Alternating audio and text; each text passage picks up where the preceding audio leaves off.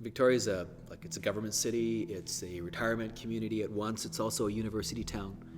And I think due to its climate, due to its oceanic climate, it is a haven for bohemians and artists. And so I think to describe Victoria, I think you're talking about a kind of an eclectic town, a rootsy town, fiercely independent. Because we are living on the West Coast, I would say there is a large component of people that are spiritual but not religious. I don't think it's a socially conservative city. So when it comes to church attendance, it's not a city where you would find a lot of people on a Sunday morning in church. The Hollydene Community Church, I think, started just as a response. It wasn't really a proactive, strategic church plant. I think as some people understand and describe those things, it really was just responsive group of people that were maybe a little ambivalent about the church, maybe a little bit tired of church. We're looking for a new expression of church, and we're looking to simplify. Hollydene is a very simple expression of church. Our production value isn't strong, but it is a genuine expression of faith. This is our neighborhood. It's called Gordon Head. I mean, in fact, I grew up here. This is where I lived as a kid.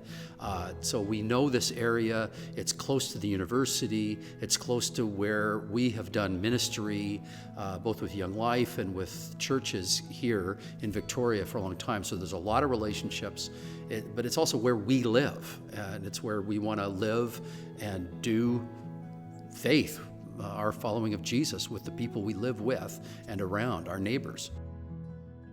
I think we see a lot of lives being changed and whole families being changed, and that's something that's really exciting about Hollydene. We've had kids, teenagers who have been involved in kind of youth ministries or in Young Life, and they hear about God and they get excited and they want to search that.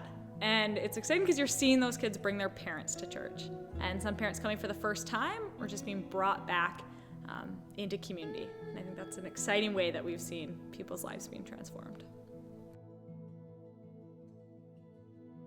We always stop and invite people for questions and comments.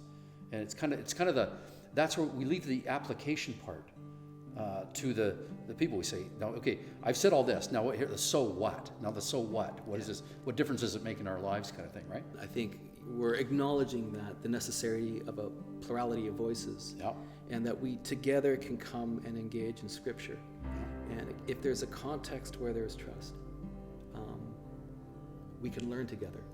I can learn something. And there's some Sunday mornings where the biggest nugget of truth isn't coming out of my time of preparation. It's coming out of some response from an 18-year-old girl that's sitting in the front row.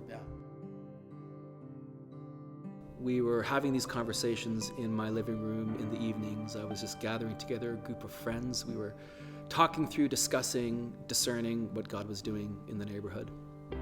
And some of us started thinking about what a new church could look like. During one of these conversations, Colin McTaggart, who is a very pragmatic kind of fella, said enough theorizing, enough abstraction. It's time to do this. So I'm taking my guitar, we're going down to the beach. We're going to have our first church service this Sunday. And I just looked at him and I said, Colin, I won't be here this Sunday. And he looked at me and said, Randy, this isn't about you anymore. Something bigger is happening here. And so we're going to start. So, as the story goes, I wasn't even there for the very first Hollydene church service.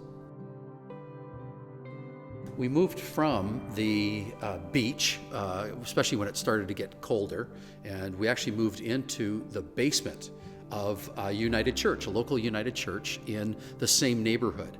And we really saw that as a partnership too. So here were these group of people that were mostly seniors, about 50 people who were part of this church, who had been part of that church. In fact, this was a church that I went to as a kid, and some of these were the seniors, were my old Sunday school teachers. And so when Randy first said, oh, we're gonna rent the basement maybe of Gordon Head United Church, I'm like, what? That was my church, So we started meeting in the basement, and they were meeting upstairs, we were meeting downstairs at the same time, and it was a beautiful kind of partnership. In fact, another milestone was that they very graciously decided they would move to 9:30 so we could move to 11, and so we started meeting in the same space, but we decided to have coffee time in the middle. And that was a milestone. And I think being upstairs in this beautiful space that those people designed and built and now have allowed us to use, that was a milestone, and more people joined us. When I think of what a church planter is, when I think about temperament, personality, gifting, I don't really have anything that I look at and say, I mean, I'm a middle-aged white guy. You know, why should I be planting a church?